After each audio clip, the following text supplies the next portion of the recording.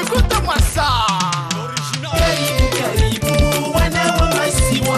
Karibu karibu wana wa masiwa. DJ Elias Baba Shiro wa Baraka jitihadi lifanyao masiwa ine usoni. Karibu karibu wana wa masiwa. Karibu karibu wana wa masiwa. DJ Elias Baba Shiro wa Baraka jitihadi lifanyao masiwa ine usoni.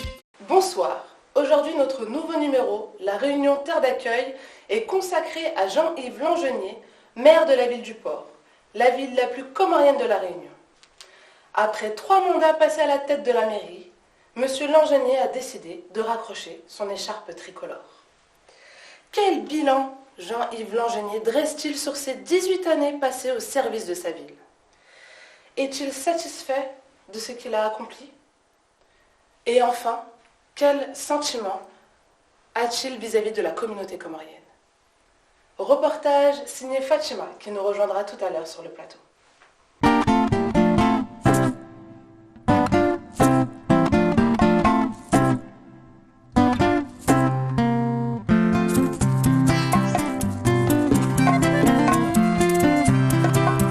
Jean-Yves Langenier est originaire de la Possession. Il a grandi dans la ville du Port dans une fratrie de 8 enfants. En parallèle de ses études de chimie à Marseille, il s'engage dans le militantisme, notamment en adhérant à l'Union des travailleurs réunionnais en France. De retour sur son île en 1977, il prend la direction du foyer des jeunes travailleurs du Port et s'implique politiquement au sein du Parti communiste réunionnais. En 1983, il est élu 3e adjoint au maire du Port, puis premier adjoint de Pierre Vergès en 1989, avant d'être élu lui-même maire de la ville en 1995, 2001 et 2008. Bonjour Monsieur le maire. Bonjour. On nous dit souvent que le port c'est la ville comorienne de la Réunion. Et donc ma première question serait en quoi cette ville est-elle la plus comorienne de l'île de la Réunion? Je crois qu'il y a 350 ans de cela, la Réunion était déserte et la Réunion s'est occupée dans les conditions qu'on connaît. Il y a eu une période de l'esclavage. Ensuite, la période du colonialisme, après la départementalisation à partir de 1946, il y a une loi qui a été votée le 19 mars de cette année. Donc, l'histoire de la Réunion, c'est une histoire assez particulière. Et dans cette histoire, les Comores ont toujours occupé une place relativement importante. Et par exemple, pour notre ville, il y a un ancien porteur d'origine comorienne, Bakoko. Il a été un grand syndicaliste, il a été un des animateurs sur le plan culturel important de la ville. Et dans la ville, il y a une rue qui porte le nom de Bakoko.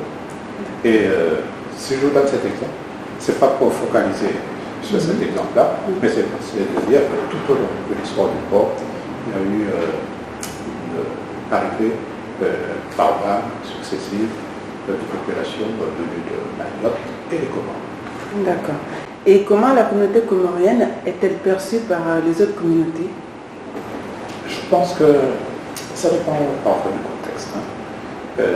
Pendant une période, je pense qu'il y avait une intégration réussie. Aujourd'hui, on est dans un contexte de crise, avec un taux de chômage. Si la Réunion, par rapport aux autres pays de la zone, peut avoir, disons, certains droits sociaux notamment plus importants, avec un pouvoir, un niveau de vie qui est peut-être un peu supérieur à la moyenne de la région, et dans certaines périodes, voir l'arrivée de nouveaux habitants, ça peut provoquer disons, des sentiments mitigés. Mais ce qu'on peut dire, c'est qu'ici, il y a quand même une capacité d'accueil qui est relativement importante à cause de notre histoire. Et je pense que dans l'ensemble, ça se passe plutôt bien. Et comment elle est vue par les institutions publiques? Sur le plan institutionnel, les choses se passent comme cela doit être. Mais ce que moi je peux dire, c'est que les conditions d'accueil, et notamment un accompagnement plus fort de l'État, qui seraient nécessaires pour créer les meilleures conditions pour l'accueil et l'intégration des nouveaux arrivants. Par exemple, ce qu'on constate depuis quelque temps, c'est que surtout au niveau des enfants, il y a des regroupements familiaux d'enfants de plusieurs villes qui se retrouvent ici dans un même foyer, parfois en nombre relativement important, et les parents culturels adoptifs n'ont pas forcément les moyens de suivre les enfants, de suivre la scolarité, de faire en sorte qu'ils soient le mieux intégrés, qu'ils profitent des services de la scolarité qu'on peut avoir ici sur place. Donc là, je pense que sur ce plan-là, il y a des carences. Et ces carences-là peuvent plus tard poser problème. Mais ce qu'il faudrait, c'est généraliser et avoir plus de moyens, notamment de la part de l'État, pour qu'il n'y ait pas seulement l'arrivée, mais qu'il y ait un vrai accueil avec un accompagnement pendant un certain temps, y compris l'aide parentale, parce qu'il y a des parents qui se retrouvent aujourd'hui totalement déboulés. Les enfants n'ont pas l'autorité nécessaire sur les enfants. Et là, c'est effectivement la problème. Pouvez-vous m'expliquer la tolérance religieuse qui se trouve ici dans l'île et que je ne retrouve pas en métropole? Je pense que c'est l'histoire. C'est l'histoire de la Réunion. C'est pas un phénomène nouveau. C'est les hommes aussi, les hommes, les habitants de la Réunion qui ont eu cette volonté de s'intégrer mutuellement et d'avoir cette tolérance. Puisque quand on regarde l'histoire de la Réunion, les choses n'ont pas été toujours de cette façon. Il y avait la religion dominante à un moment donné, c'était la religion catholique. Les autres cultures étaient liées, combattues, et ça n'est qu'à partir de la départementalisation qu'on a vu émerger à nouveau un certain nombre de choses qui avaient été brimées, opprimées, mais qui avaient quand même résisté, puisque on prend la culture de la Réunion. Vous avez par exemple une pratique comme le maloya, le moral. C'est des choses qui ont été défendues, interdites à un moment donné, mais qu'on a continué à pratiquer dans le fait noir, comme on dit.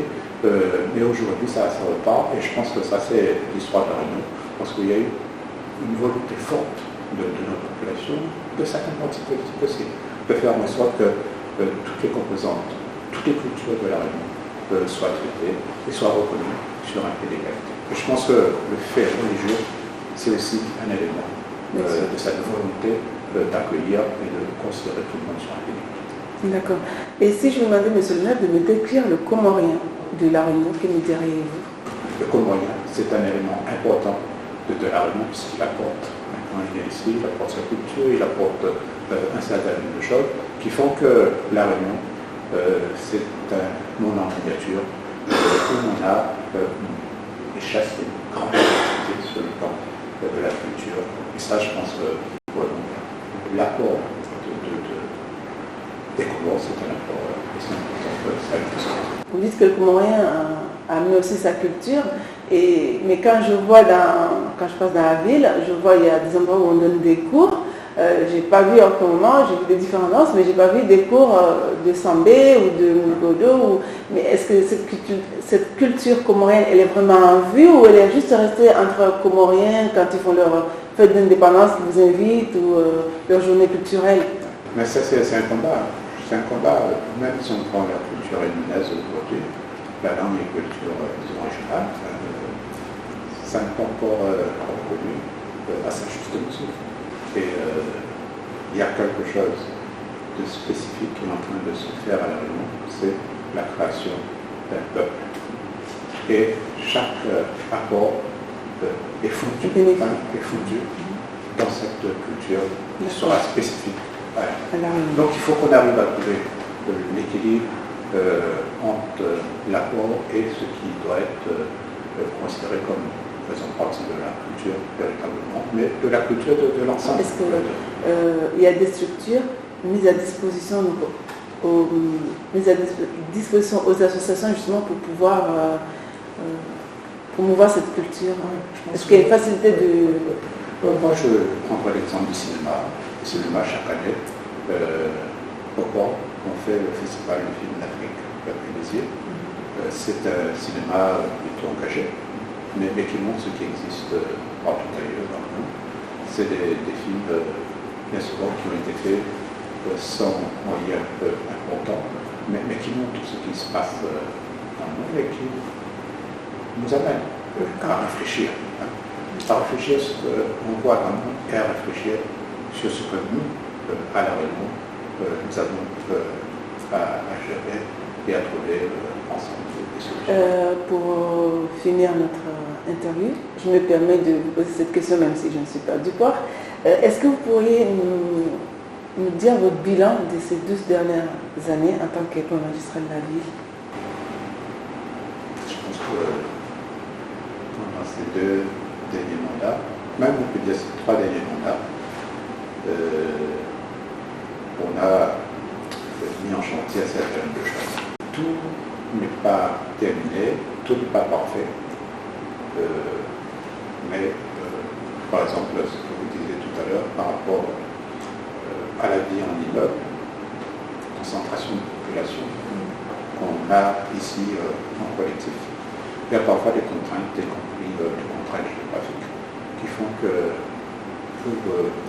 une ville qui comptait 22 000 habitants il y a 40 ans, ça aujourd'hui 40 000 habitants, demain 60 000 habitants, on doit prendre en compte, disons, certaines contraintes, d'une part parce que la Réunion, la ville du port, c'est la petite commune de la Réunion, fait 16 km².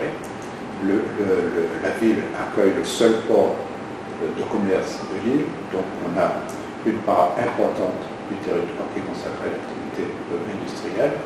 Et donc, ces contraintes-là font que si on doit accueillir 60 000 habitants, on n'a pas d'autre possibilité que d'intensifier et de faire un développement en collectif. Donc, le bilan, en un mot, je pense que c'est un bilan qui s'inscrit dans la continuité de ce qui a été fait et ça doit se poursuivre. Parce que ce que j'espère, puisqu'il y a des élections municipales bientôt, et que ceux qui vont se présenter comme étant, ceux qui vont prendre en héritage et poursuivre le travail, j'espère que le travail va se poursuivre au bénéfice à l'avantage de la population. Eh bien, je vous remercie beaucoup, monsieur le maire, de nous avoir reçus. Ça a été un grand plaisir pour moi. Merci. Et je souhaite que les relations s'approfondissent.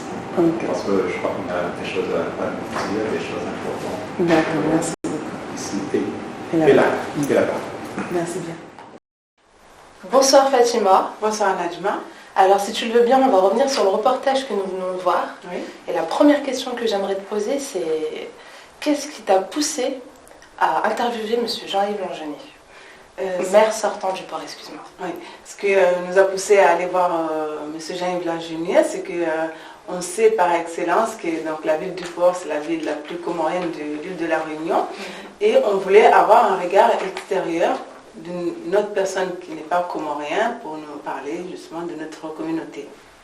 Et en parlant de ça, en parlant de la communauté comorienne, sais-tu comment la communauté perçoit Jean-Yves Langenier? La communauté comorienne du port, elle se sent vraiment très bien dans cette ville depuis des décennies.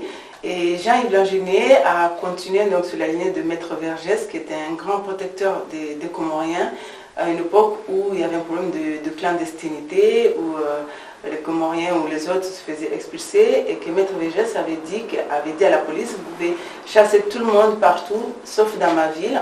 Et donc, quand Jean-Yves Langenier a pris le flambeau, il a toujours essayé donc, de rester encore plus proche de sa communauté. De cette communauté comorienne. D'accord. Et est-ce que tu peux me dire si tu as pu constater la présence de la communauté comorienne au sein des institutions de cette ville? Oui, il y en a quelques personnalités. En si peu de temps, je ne peux pas dire que j'ai pu voir beaucoup de choses, parce qu'il y avait beaucoup de personnes qui sont quand même assez bien placées dans les institutions qu'on n'a pas pu aller voir faute de temps. Mais on a pu rencontrer M. Amadi Mourad, qui est directeur général des administrations dans la mairie du port.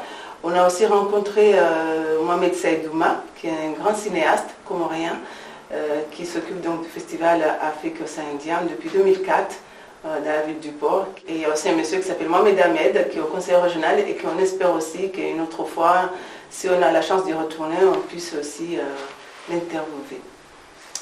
Et parce que là, je vais revenir un peu sur le reportage précédent qu'on a vu la semaine dernière. Oui. Nous avons fait un reportage sur Ismaël Aboudou qui se présentait aux élections municipales et du coup, qui est d'origine comorienne. Et ce que j'aimerais savoir, c'est si tu connais toi d'autres Comoriens qui vont se présenter également aux élections municipales, tout comme Ismaël Aboudou. J'ai appris que dans le sud, il y a deux personnes qui sont très actives, mais ils ne sont peut-être pas sur les listes, c'est pas encore sûr. D'accord. Mais il y a aussi une femme donc, qui s'appelle Sophie, qui est au port aussi, qui est candidate aussi en Ça, c'est super, municipal. ça. Donc c'est la preuve que les choses commencent à changer. Voilà, et c'est tout ce que j'ai pu savoir. C'est surtout qu'on voit que la communauté commence à bien s'intégrer au sein de cette ville, en tout cas, c'est très Oui, intéressant. au sein de l'île entière, Ouais. parce que c'est vrai qu'on connaît la Réunion avec toujours Maître Larif, qui ne cesse de passer dans les médias, que ce soit positif ou négatif Ouais. d'ailleurs. Mais il y a aussi maintenant un jeune avocat qui s'appelle Midor Ali. Et il y en a un autre aussi, que je m'excuse, mais je ne me rappelle pas du tout, je me rappelle plus de son prénom. On voit aussi des enfants qui sont nés là, ou qui ont grandi là, qui ont fait de grandes études, qui sont venus en métropole, et qui ont décidé de retourner s'installer sur cette île et continuer sur la lancée de leur père, de leurs parents. Voilà, donc c'est vraiment bien. J'avoue. En tout cas, je te remercie beaucoup, Fatima. Et merci à vous de nous avoir suivis. Notre prochain numéro sera consacré à l'histoire de la mosquée du port, première mosquée comorienne construite sur le territoire français. Merci à vous, bonne soirée et à bientôt. Karibu, karibu, wana wa Masiwa.